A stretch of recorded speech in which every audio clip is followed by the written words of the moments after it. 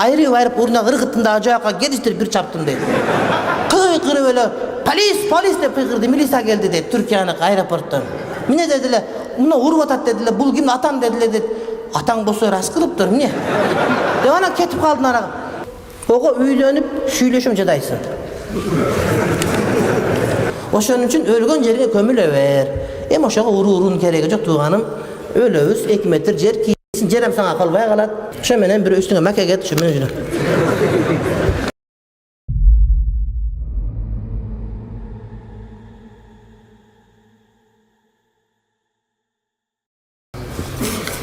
Айтат,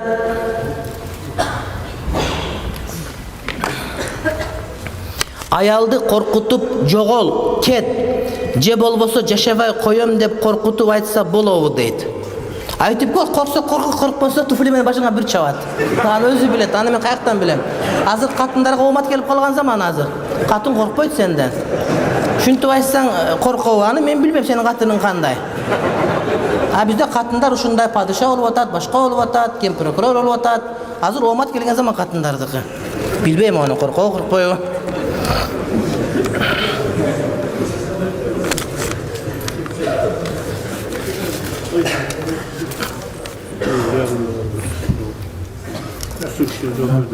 Арак ичкендер бүгүн ичип, эртең мечитке чыкса, бул туурасында эмне дейсиз дейт.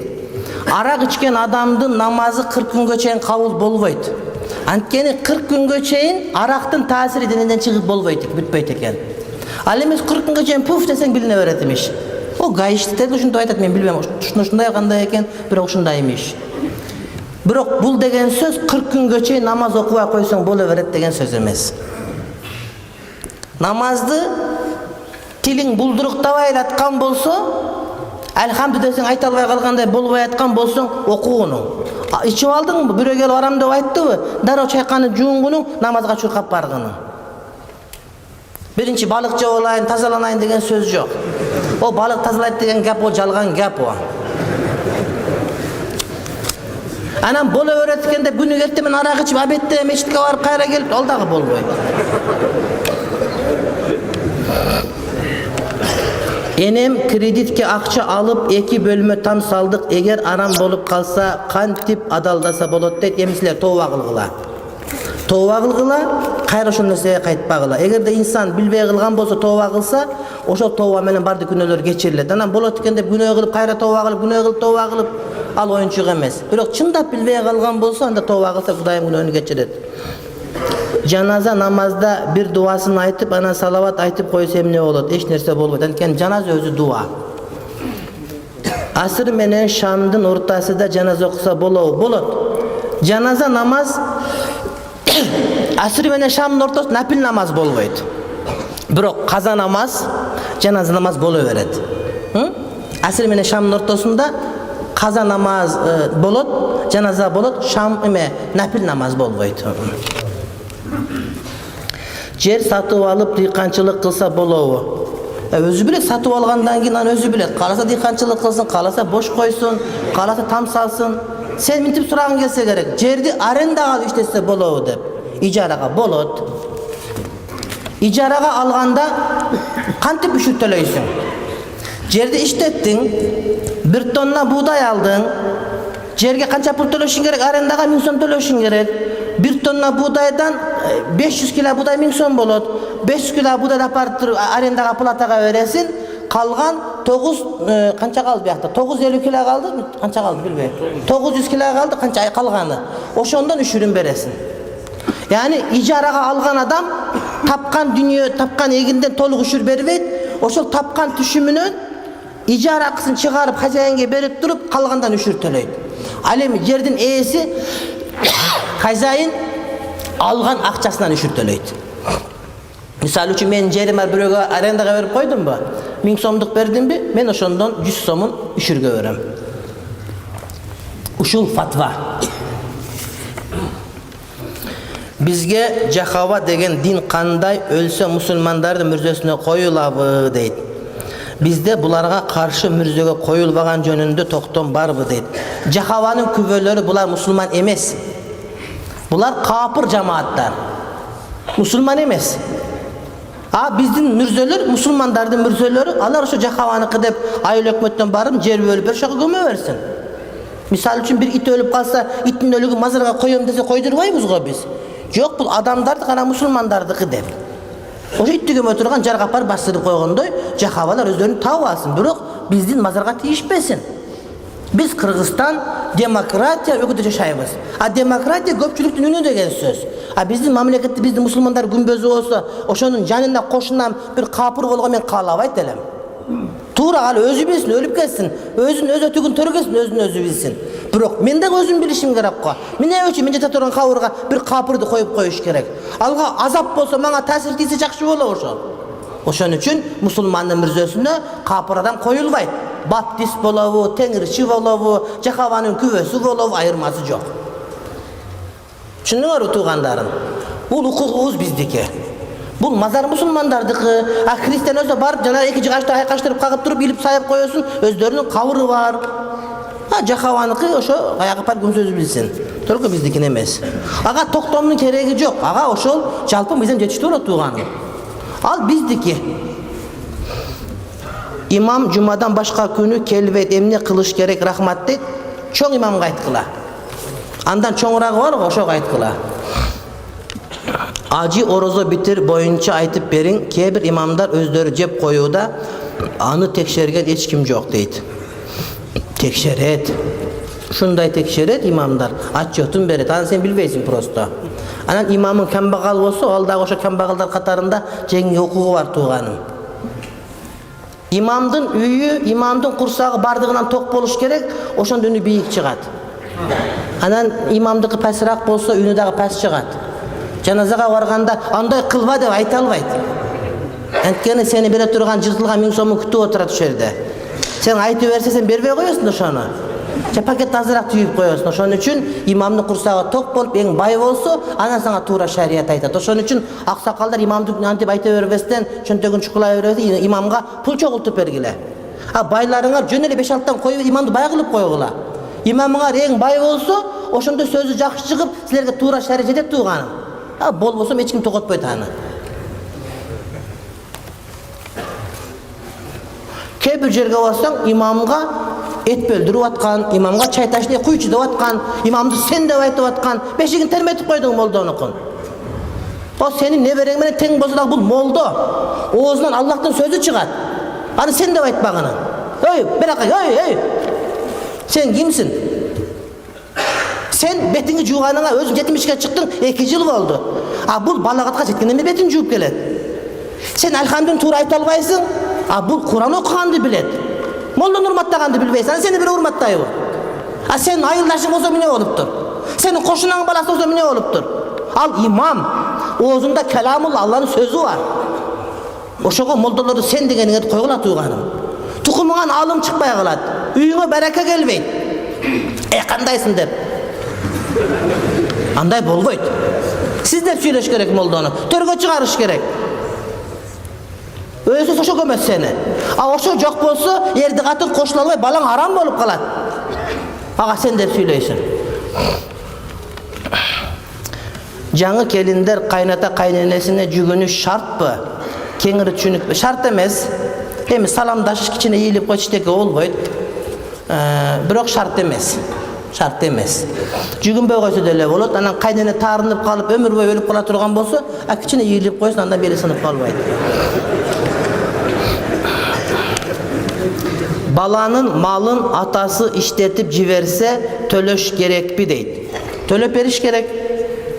Пайгамбарыбыздын хадиси бар: "Анта ва малука ли абик." Сен жана сенин дүнүйө мүлкүң атаңдыкы деген сөз. Эгерде атасы баласынын дүнүйөсүн алып алса, ошону уурда деп сотко берсе, сот атанын колун баласы үчүн кеспейт. Ошондой эле атасы баласын уруп өлтүрүп койсо, мисалы үчүн, ошол баласын өлтүрүп атасын өлтүрүшпөйт. Түшүнүктүү? Ага жаза берет. Бирок башкаларда эмес.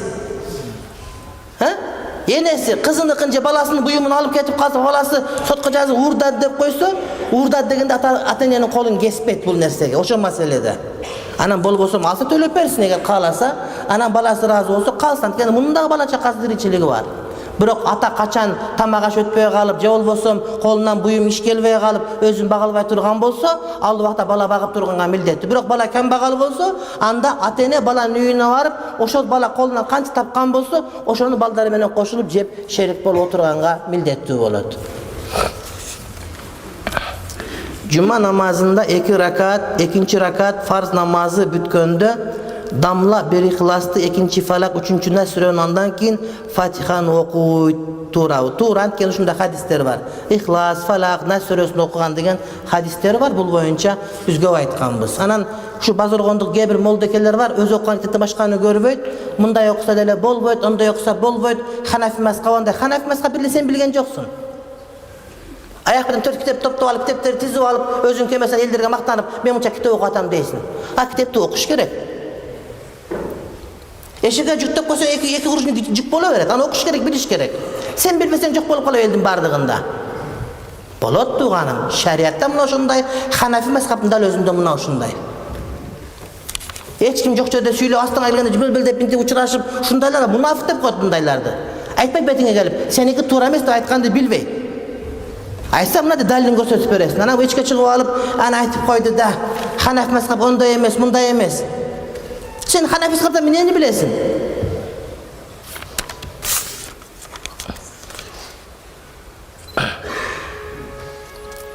Assalamu alaikum, bizdin mınday soruğumuz var. Siz her kimin kol astığınardağıga cevap veresinger dediniz, uğuşpasa kanday kılavuz elderdi deydi.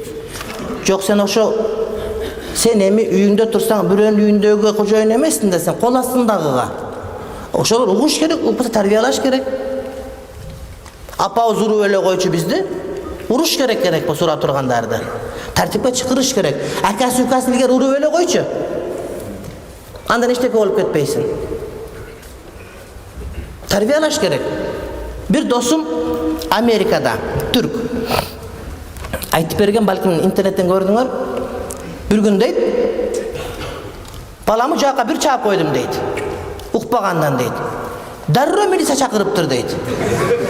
Amerika'da baldarın hukuku degen bar eкен, milisa keletken anan zor koyup da aldap atıp anan kalıp kaldım deydi. Görse balan ursan milisa gelip senden balan alıp aparıp durup balanı detten koyup özünü kamap koyup eken deydi. Anan dep kaldın deydi. Anan Türkiye'ye kanikul aparıp gelem de anan Türkiye'ye Türk özü. Anan aeroportga düşüp el apke pasportu desen balan pasportun berdiler, Amerikanski pasport. Ayırıp uruna ırgıttında acayaqa gediştirip bir çaptım deydi. Kırı öyle polis de pıkırdı, milisa geldi dedi Türkiye'nin aeroporttan. Mine dediler, buna urup atat dediler, bul kim atam dediler dedi. Atan bolsa ras kılıptır, mine? De ana ketip kaldın ara. Boldu Amerikan arkam görsün deydi. Bu Amerikanın buğa kızık bağıla. O bizge jaraşpagan bir el. Ne kılasыңар? Ança-mınça balanın köçügüne tepişte urup koysa bola veret. Bирок öldürüp koybaş gerek. Urat dese günü vurbaş gerek. Adep tartip degen boluş gerek. Kızga kırgıdan tıyuu degen söz var. Oşentip çoğayganbız bardığыбыз ele. Emkilerle kıyı anday bolboyt. Onday demokratiya oşolarga nasip kılsın.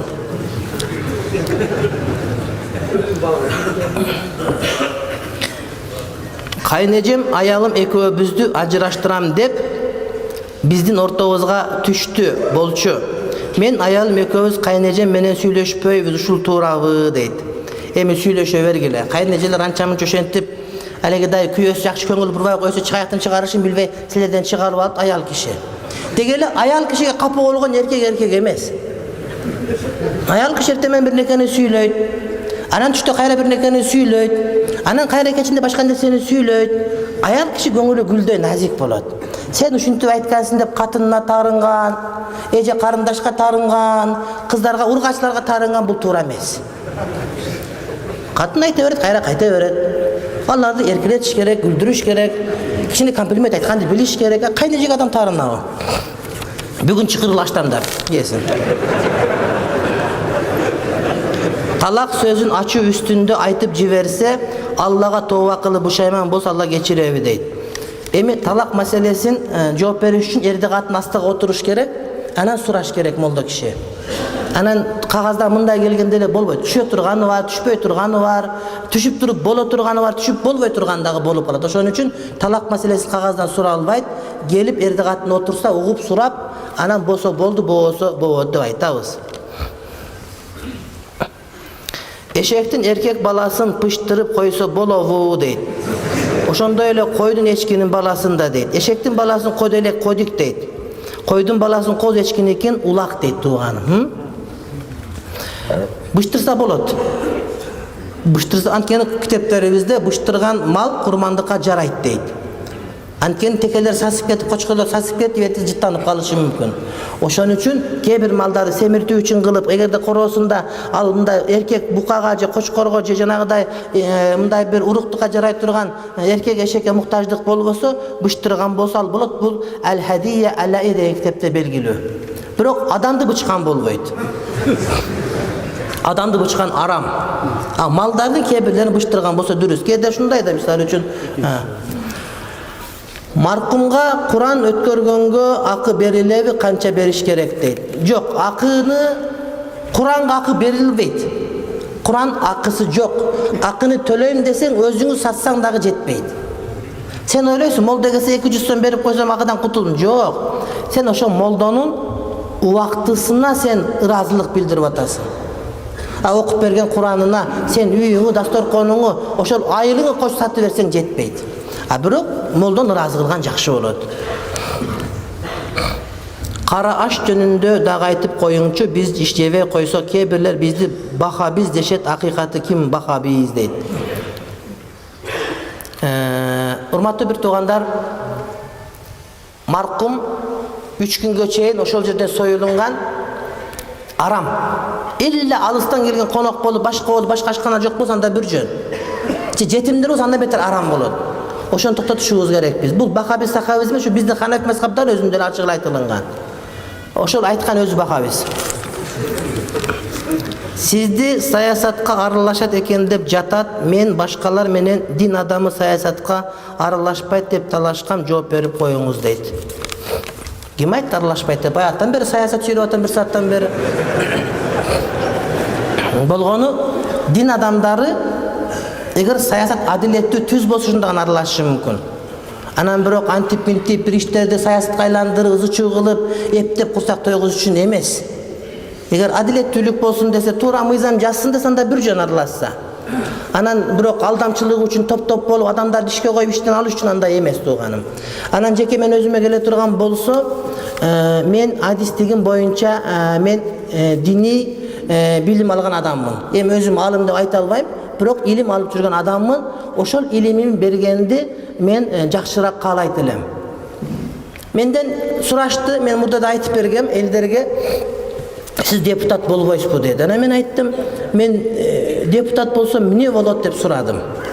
Сурасам, депутат болсоңуз деди, биринчи камри машинеңиз бар болот деди. Мен айттым, менин камри машинем бар, бир тууганыбыз мага подарок эткен, бир досум. Сен жөө жүрбөдө бир камри машина берген, депутаттыктын айырмасы жок. Кайра жаңа 2 жыл жаңараак меники. Анан сиз анда телефонуңуз бесплатный болот. Мен 2 телефонум бар, телефонума мен качан тыйын салганын билбейм. Кээ бир туугандар маселе айтып башка айтсаң ыраазылык кылып, эдин салып башка кылып коюшу ошентип түгөнбөйт. Кудайга шүгүр. Майли. Анда сиз депутат болсоңуз дейт, адам микрофонуңуз болот дейт. Микрофон эмне десем, адамдарга адамдар сөзүңүздү угат дейт. Мен айттым, Кыргызстанда менчелик көп угула турган депутат бар бекен. Эхо Манас дегенден 1 саат жума сайын толук сүйлөйм. Бир дагы депутат жума сайын 1 сааттан толук сүйлөгөн жери жок. 2 жумада бир жолу 1 сааттан биринчиден толук сүйлөйм, бир дагы депутаттын сүйлөгөн жери жок. Эң көп сүйлөгөн Текебаев, ал деле мынчалык эмес.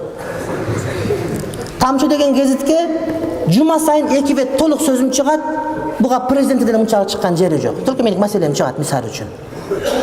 Андан сырткары 4-5 журналда 5-6 гезитте менин сөзүм чыгат. Интернет, Facebook. Эгерде менин акыркы 2 жылда сүйлөгөн сөздөрүмө эсепке алсаңар, 2 жылда сүйлөгөн 2 жылда акыркы берген сабактарымы саат менен уга турган болсоңор, эгерде күнүнө 24 сааттан уксаңар, анда 4 ай убакыт керек болот. Эгерде күнүнө 24 сааттан диск менен мен айткан сабактарымы уга турган болсоңор, акыркы 2 жылдагы ишиме. Мушид 3 жылда кечиресиңер. Мушиден кеткенден кийинки 4 ай тынбай угасын, тамак жебей, ичпей, намаз окубай 24 сааттан. Демек мен шүйлөп атам. Дагы эмне болот десем, басаң эл урматтайт дейт. Урматтаган эч ким урматтабай кое элек алиге чейин. Самолетке келесиң, элдин астында отурасың. birinchi ikinchi nomerni beret. Abi azıram bir yerge barsam kayaka bir jerde çay var eken çay içip kursaksılap daha ketaveremiz. Kudayga şükür moldan urmattабай echkim halelek. Da oşon üçin ele gerek bu deputatlık. Eger андай bolsa men deputat bolbay ele koydum. Eger ошол жакка барып мыйзам жазасың, сен диний билимиң бар, ушундай деп айтсаң, анда мен айтат элем. Чындыгында ар ким өзүнүн ордун билиш керек. Мен өзүм ордум эмеске барып, мисалы үчүн мен бир мык какканды билбейм тууганым. Мен устамын деп мык каксам болбойт. Же бир уйбагамды уйдун баарын өлтүрүп алсам ал дагы болбойт. Ар ким колунан келгенин кылыш керек. Менин колумдан келгени мен ошону кылышым керек мен. А мен силерге урушканга чукуп жарайм, урушуп берем анча-мынча. Туура жүр деп айтып берем бир нерсени. Ошондо бир айтыш керек пакыры. Мына айтпай койсо кызычы болуп кетти биякта. Базаргондо бир жумада кызычы, гауга. Өлгөндө 2 метр кездеме, 1,5 метр жерге батасың. Міне кызычы болуп атасың. Ошондо міне шайланасың кызычы чыгарың келип атат бу жерде. Кайрадан өзбек кызы урушуш керек ушул жерде башка маселе тууганым. Аринде сен чечип алса болот акыры. Суу каптап кетип алып кетсем эмне кыласың жериңин бардыгын? Адамдар отуруп мунайса кылса болот, бардыгы чечилбеген нерсе жок. Кыямат болуп кетип атабы? Качан көрсөң базоргондо. Базоргонду бул айткан уярасың кээде. Экиге бөлүп урушуп аттыр базоргондо, кирпич талашып. Анан базоргондо минтип атыптыр, базоргону мечитте онтуптур, анан минтиптир. Акыры элдин арасында көчөдө минтип гардайып басып жүрөбүзбү, жокпу базоргондуктар? Уят болот. Маселени сыртка чыгарбай чечип алыш керек биякта. Чечилет о маселенин бардыгы. О фитна чечилет тууганым. Только отурайлык, биринчи Аллахты эстеп, кичине зикир кылып, бир Куран окутуп, сөздү баштайлык. Анан чечейлик. Бияка эмес, ортого дамыналарды коёлук, мисалы үчүн аксакалдарды коёлук. Маселени чирайлык чечсек болот. Качанга чейин ушул болобуз? Акыры көчүп кетпейбиз ушул жерден биз. Биз бардыгыбыз базар коргондукпуз. Ушул жерге бардыгыбыздын акыбыз бар. Демек, каалабасак ынтымак жашаганга мажбурбуз. Кимге ким көрүнөт кыйын болуп? Келе туугандарым, ушул нерсени оякка чыгарбайлык, өзүбүз бүтүрө берелик. Ана ошо аэропорт тарапта, Бишкекте хутор деген даргиндер бар. Ошакка милиция ишке барса, 25 жылда званиясы көтөрүлбөйт экен, себеби бир дагы чипи болбойт экен. Чипи жуда эле көп аларда. Алар даргиндер, Кавказда кызууганду. Биз юрунда болуп калабыз. Бирок өздөрү басып турат маселесин. Молдо дегени бар, аксакал дегени бар. Олтого отуруп карап мындай болду, чечип ошо чечет маселени бардыгы. Эмнеге оякка чейин чыгыш керек бардыгы? Туугандар ошону ойлойлу, уят болот. Антип көп чыгара берген бизге туура келбейт. Бу жерде чоң адамдар чыккан. Базаргон илгертен бери диндар жер болсо. Биздин кээ бир молдокелер багымдаттан кийин Ясин сүрөсүн окуу макрук дейт. Макрук деле эмес, адат болуп калган, салт болуп калган, окуса Ясин окусун, окубаса башканы окусун. Окубай койсо деле зыяны тийбейт, эми окуган жакшыраак. Ясин окуган албетте жакшыраак, бирок макрук деген туура эмес. Аятал курсунан кийин Ихлас, Фалакны айттык. Куран окубай туруп, салаватты шарифке өтүп кетип жатышат. Ушулар туура акмандан дейт. Куран окуган адат бул Орто Азияда эле бар. Биздин жол менен. Бирок Ихлас, Фалак, Нас сүрөсүн окуган сүннөт, анан кийин башка бир аяттардан окуп, анан бата кылып, 3 жолу дуа кылып, 4 жолу дуа кылып, анан бирөөлөр конокко чакырат, барсаң 15 жолу дуа кылдырат. Жеңелерге дуа, эжилерге дуа, кайнэжилерге дуа, күйөө балдарга дуа чыкакта, эми таң кала бересиң. Дуанын паркы кетип калды. Бирок 3 жолу дуа кылып, 2 жолу дуа кылган бул биздин салтыбыз. Салт кече келди. Муса Шариф, Абдушкур ажы биздин алымдар кеңешинин төрагасы экөөбүз анан ошон мечиттине барып лекция өтүп атып, анан дуа кыл десек 15 мүнөт дуа кылып берди, ыраазы болдук. Чынында башка араптар келсе дуа кыл десе, бала бирнеке айтат. Дуа кыла бер. Намаздан дуа кылсаң сонун болот, сооп болот. Эмнен кетти атоноку? Шашып ичиң оорубаса барып келе бер, башка отуруп окуй беребиз. Бирок кээ бирлер Куран окусаң ушундай шашып чыгат. Сага мен жомок айтып атам же манас айтып атамбы? Аллахты сөзү кылып атат. Кичине ук, ырайым болот жүрөгүңө, шифа болот жүрөгүңө. Бирок кээ бир адам шашып атса, сен сөз отур дебегиле, шашса барсын, эртең отурат, бүгүн отурбаса. Менин дадам Россияда жөнөтмөкчү, мен өзүмө хокушум жок, нема кылай дейт. Sen ataң Россияга жөнөткүсү келсе, сенин каалооң жок болсо, атаң айтып көр сен, ата, ошо жака барып таба турган тыйынды ушул жерден тапсам болобу? Ушуга аракет кылың. Ушул жерде диниме бекем болушундай кылайын деп атаң менен сүйлөш. Атаң адам, атаң бардык адамдардан сага ырайымдуураак, мээримдүүрөөк. Балким барганың туура болот, сени кичине пышып келесиң барып. Мамикинсин болуп жүрө берип, кечке койдун дүмбәсиге аш жеп жүрүп, аякка барып кичине капуста жеп, ар өзүңө келип каласың балким. Атаң менен сүйлөш. Биз Россия Федерациясында иштеп мусапыр болуп жүргөнгө байланыштуу квартирага төлөп жаткан акчаларыбыз жылдар өтүп бир үйдүн акчасы кетип калат экен. 6 киши бир туугандарбыз. Суроо. 10 жыл убакытка Россия мамлекет үйлөрдү ипотекага насыя берет. Ошол үйдү алып төлөп жашаса болобу? Келечекте насыя бүткөн өзүбүзгө калып кетет. Ипотека үй алса болобу дейт. Россияда болот. Анткени Россия дарыл харп. Бир гана Татарстан, Башкырстан, Кавказда болбойт. Андан башка европалык бөлүктө Россияда Москва, Санкт-Петербург ушулар бар го. Ушул жерлерде ошол банктан кредит ипотекага үй алып, анан төлөп кутула турган болсоң болот. Анткени Ханафи мазхабта дарыл харпта харби менен муслим ортосунда риба жүрбөйт дейт. Бирок төлөп алыш көзүң жетсе. Анткени булар төлөйт 10 жылда кайра келгенде квартирага төлөгөн акчасы үйдүн пулун ашып кетет. Ушинтип мурдунтугу бир орусту байытып келет. Ошондон үйдү сатып алса, кийин сатып берсе, пул чөнтөгөндө калат. Ханафи мазхаб боюнча дурус. Мустафа Заркан фатвасы бар. Айыл имамы айылдагы аялдарга бир үйгө топтоп баян берсе болобу дейт. Тизилип олтуруп албасын да. Мисалы үчүн мен дагы айына жумасына бир жолу аялдарга сабак берем, 1,5 миңге 100, 500ге 300 аялдар келет. Бирок парда менен. Парда деген аялдар бөлөк отурат, микрофондо сүйлөшүп угуп берет. Биринчи жакшы эле сүйлөшөт, анан кийин тааныш болот, анан кийин сурашат, башканан кийин кантип чаташып калганын билбей калат. Ошон үчүн этият болуш керек. Жаман, аралашпаш керек.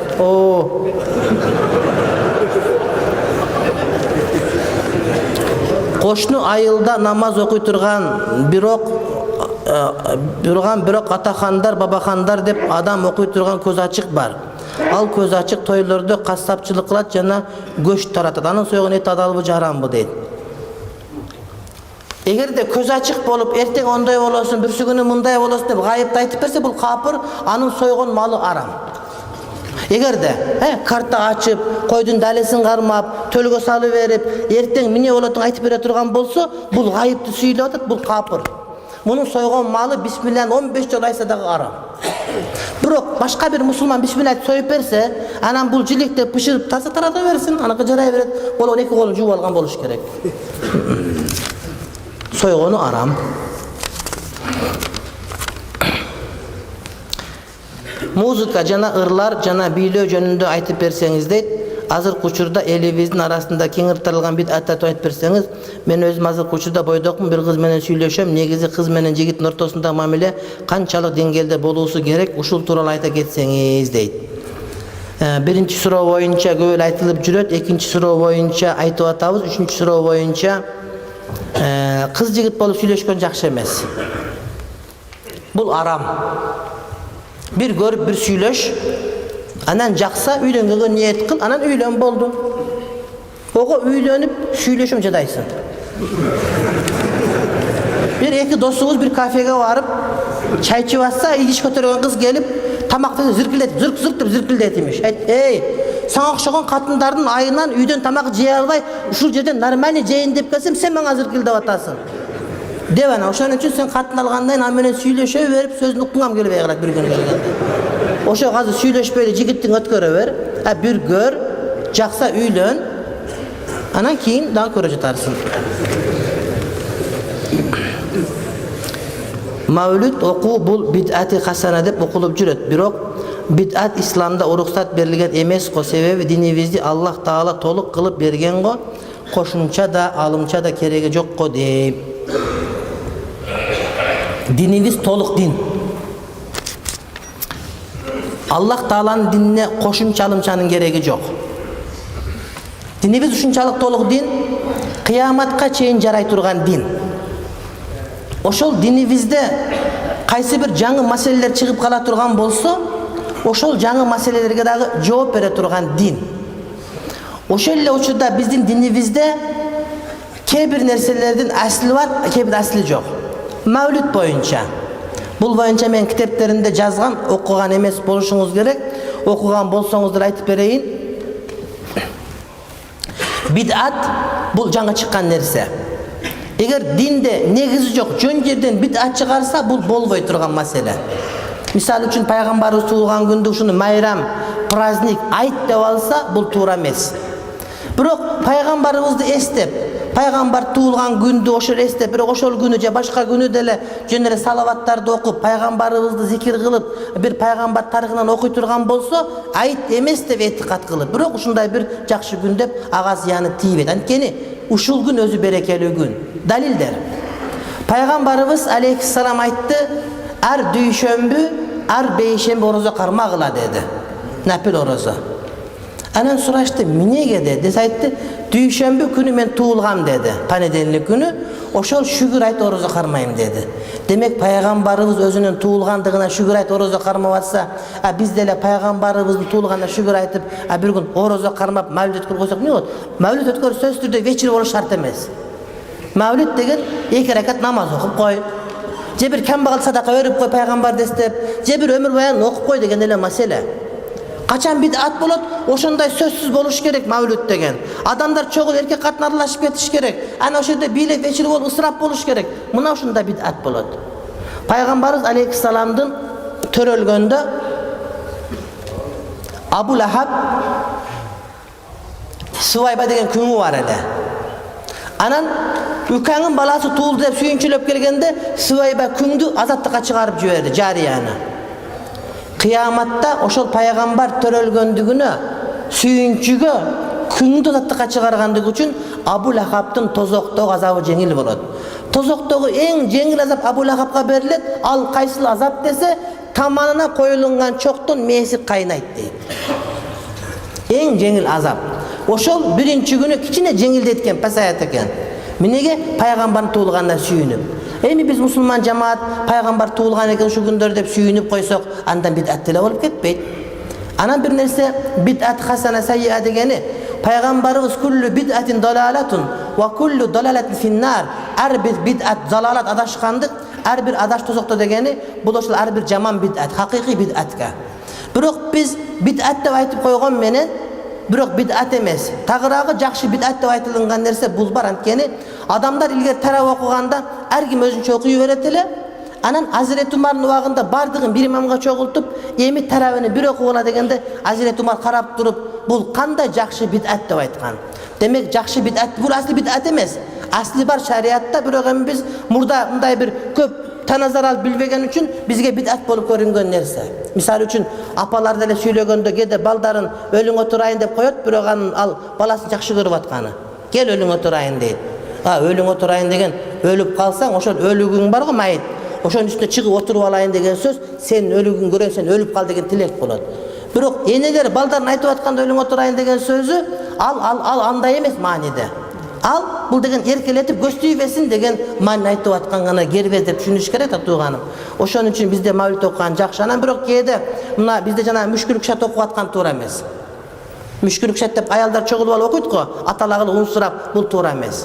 Anan mavlid okuganda da özüňөр düşünbegende okubayla koygula.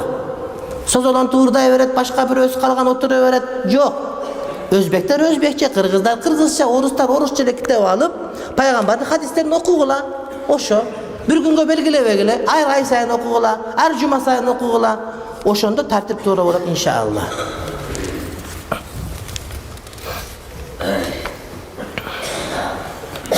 Bizde ele biz menen koşu yaşagan eşen, törö, maksım degen adamlar var. Bizde eleveci ayırması var mı?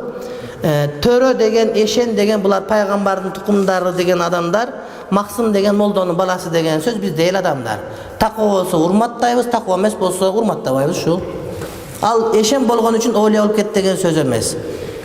Eşen bolup eşendey jürse, takva bolsa, ilim alıp amal kılsa urmattayız. Eşen minde anan keyin eşek bolup ketken bolsa jüre bere jürgön jerinde. Ayalı folbin bolsa, eri şu yıldan kaytarmazsa, ular olsa cenaze okula deme. Folbinge okulbaydı. Köz açık, ayalı, bakışı köz açık bolup ketse, kүйөөсү kaytarбаса окулабы дейт. Kүйөөсү kaytarбаса, oşoga ikrar kılıp, oşonu tuğra dep bilse, kүйөөsü de kapır bolgan bolot. Anan kүйөөsü balkim kaytarıp atkandır, eşti cevap al, kayaktan bilesin sen. Oşonu açık bilbegenden keyin, ayalı ölse janaza okubayбыз, erini jap fasık ekende okup koya berебиз.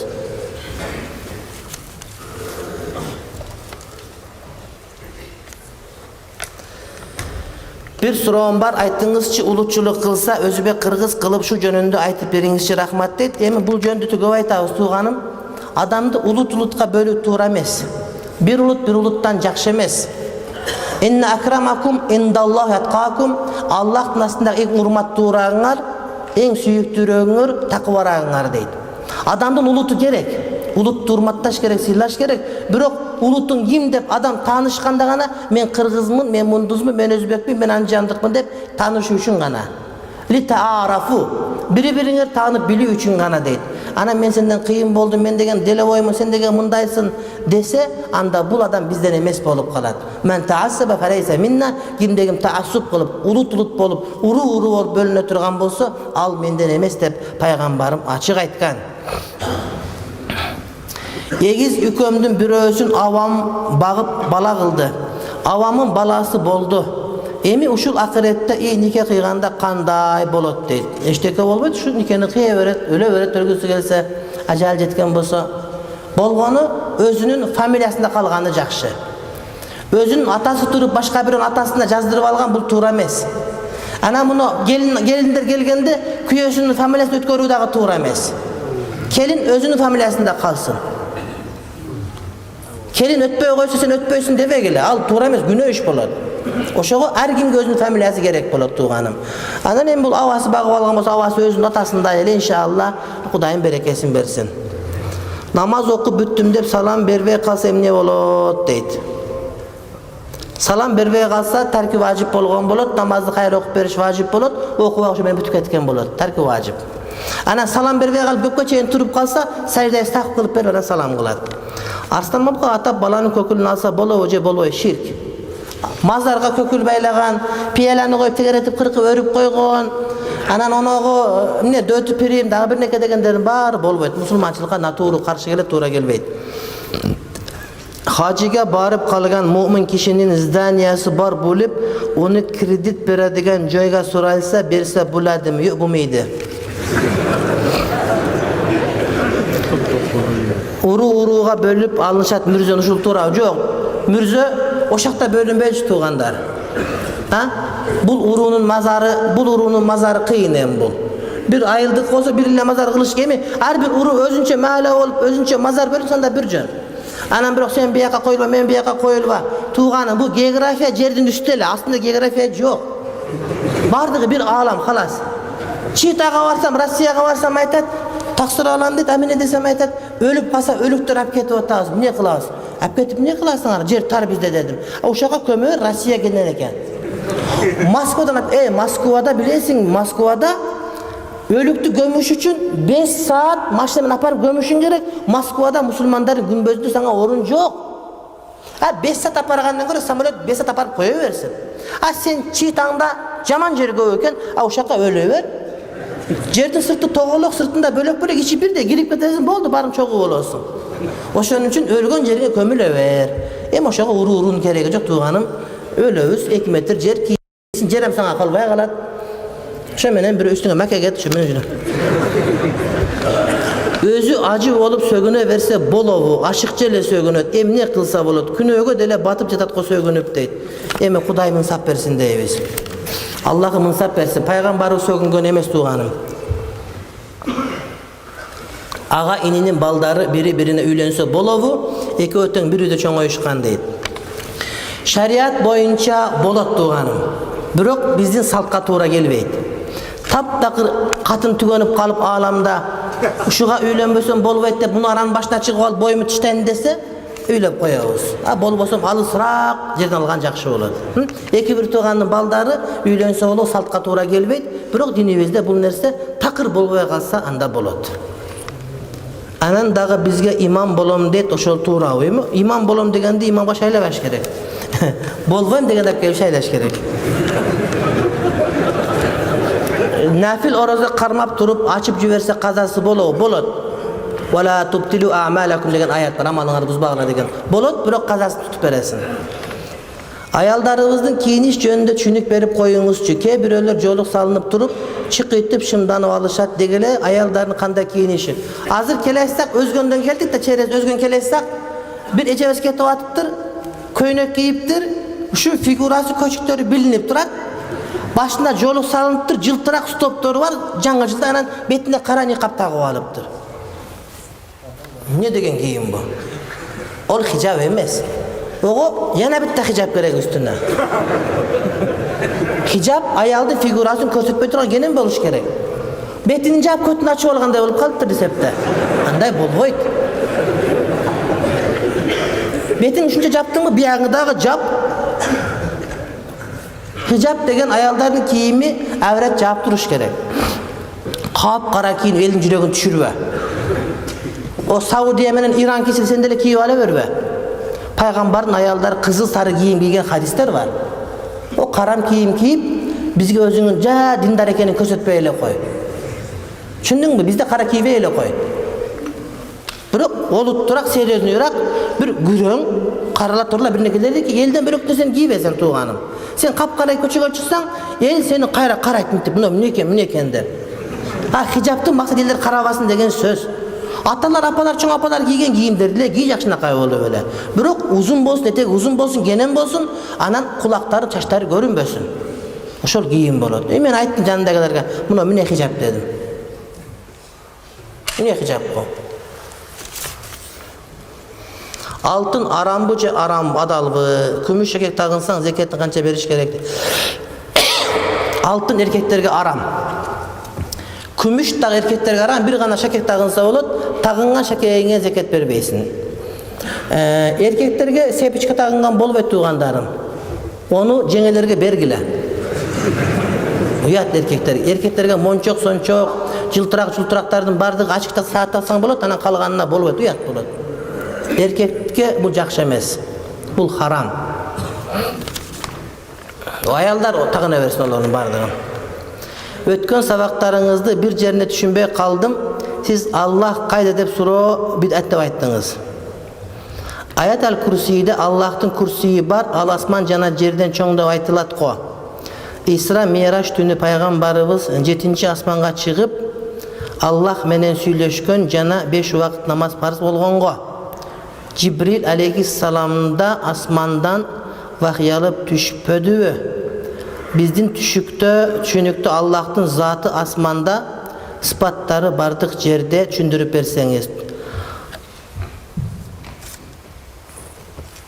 Allah'ın kayda деген суроону бид'ат деп мен эмес имам Малик айткан.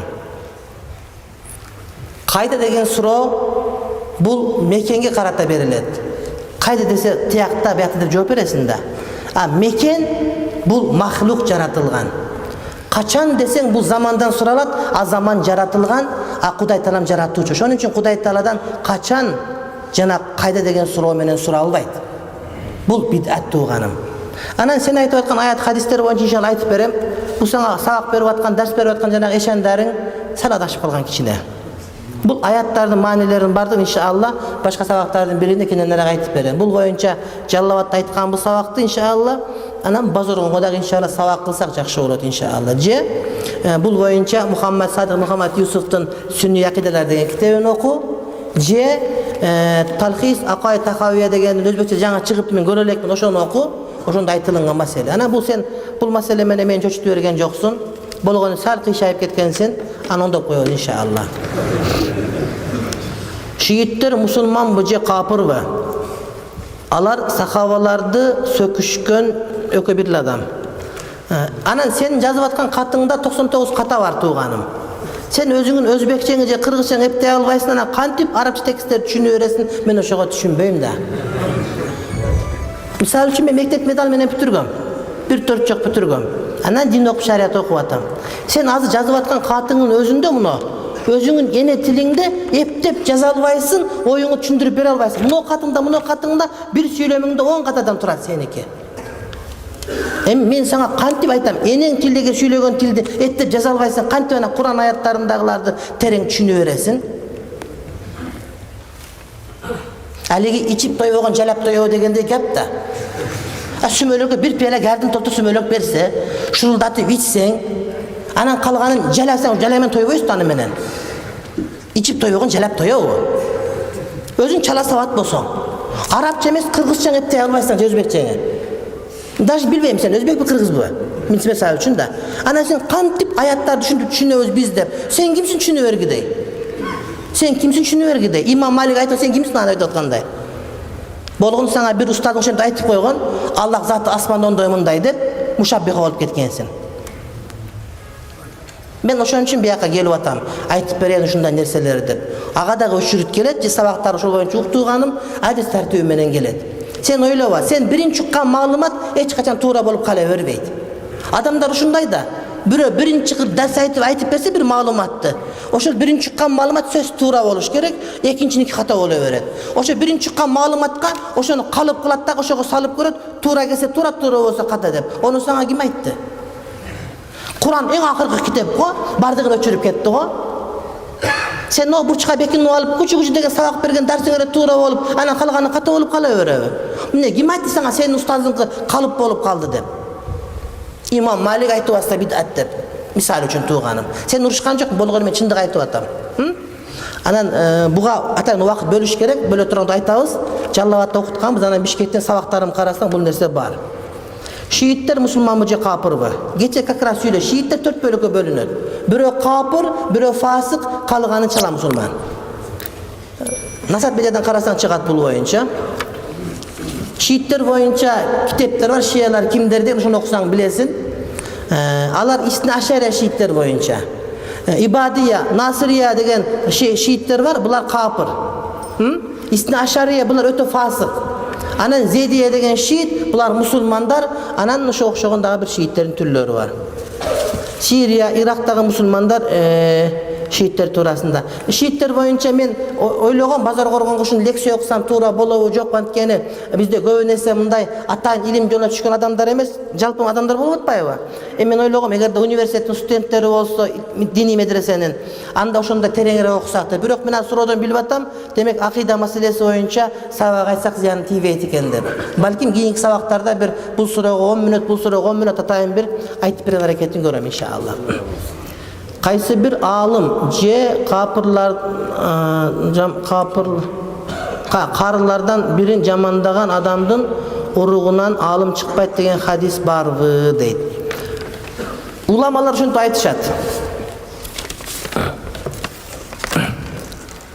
Биз кандайдыр бир иш жасамак болсок, Расулуллахтын тарикатынан чыкпайбыз. Бүгүнкү күндө динди саясатка аралашпаш керек дешет. Бирок Расулуллах кайсы бир коомго же падышаларга даават кылып жатканда силердин алып барып жаткан саясатыңар туура эмес, ыйман келтирип менер чигиле деген ушундай кылгандыгы Расулуллах саясатка аралашканы болуп эсептелет го дейт. Эмне үчүн силер динди саясатка аралаштырбайсыңар дейт. Мен айттым бул боюнча. Аралаштырбайбыз дегенче кур сасып кетти просто. Ошон үчүн аралашпай атабыз. Бизге таза саясат керек деп айтып атабыз.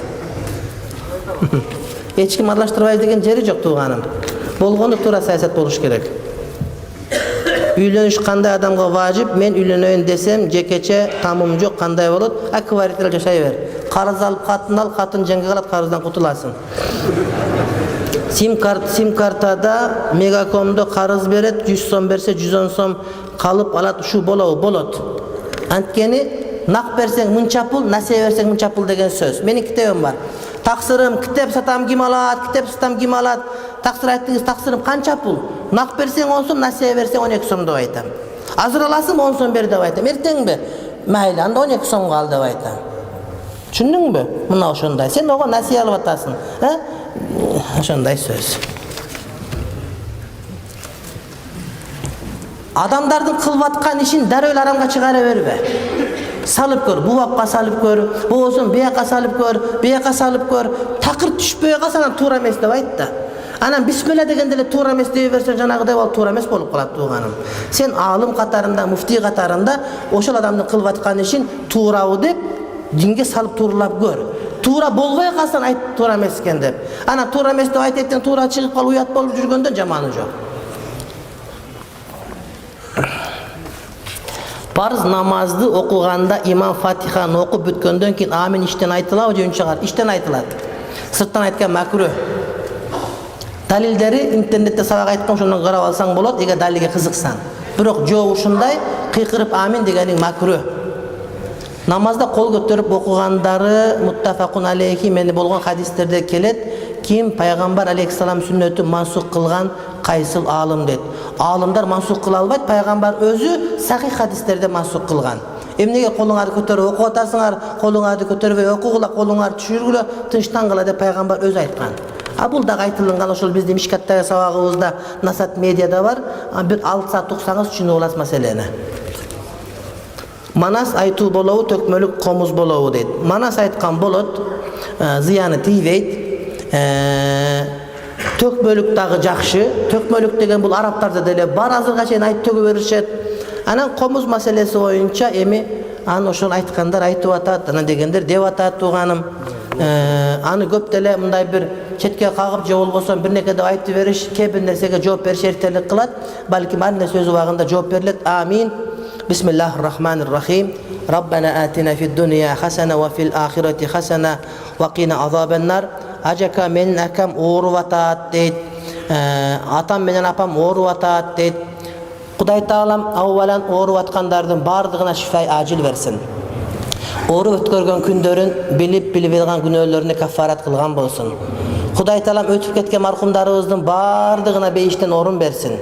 Артында калган перзенттерине, жубайларына, туугандарына, эли журтуна Kuday Taalam ыймандуулук, сабырдуулук ата эткен болсун. Ушул жерге иштери болсо дагы таштап, ушундай бир ысыкта чарчабастан келип, ушул жерге кайыл болуп, анча-мынча урушканымы угуп, чыдап, угуп, ушул жерде кол көтөрүп турган жами бардык мусулмандардын Kuday Taalam эки дүние шарманда кылбасын. Kudayım cemi tileklerimizin bardığın kavul kılsın. Uruk tukumumuzdan jaman çıkmasın. Kudayım adaldan rızkı versin. Kudayım şermende kılmasın. Kuday Taalam yüreğimizdü nifaktan, ikicüzlülükten, hasattan, arıganday jaman nerselerden öz tazalagan bolsun. Adaldan rızkı versin. Kudayım iki dünya şermende kılmasın. Kuday Taalam elimizge tınççılık, amançılık versin. Her yerde fitne olup uruşup atkandırga Kuday Taalam ıntımakçılık menen çeçip alganda Kudayım nasip kılsın. Elimizge, jurtubuzga din bersin. Dindarlardı köbörek kılgan bolsun. Dinden alыстап ketkenlere hidayet, tawfik, rushd Kuday Taalam ata etken bolsun. Kuday Taalam kimdin kanday dua tilek maksatı oşo yetkizgen bolsun. Talip ilimlerimiz, qarılarız otar Kuday Taalam ilimlerine bereke versin. Ticaret kılıp atkandar, mal garıp atkandar, dihkançılık kılıp atkandar, elin hizmetindagi mugalimler, milisiyalar, doktorlar, bu kattalar, kiçineler Kudayım bardığını tilegen tileklerin bergen bolsun. Ahiretke barganda Peygamber aleyhisselam şafaatına müşerref bolup Kuday Taalam özün yüzün görüngen müşerref bolganda Kuday Taalam nasip etken bolsun. Sallallahu taala ala rasulina Muhammed ve ala alihi ve ashabi ecmaîn. Amin. Bi rahmetike erhamer rahim.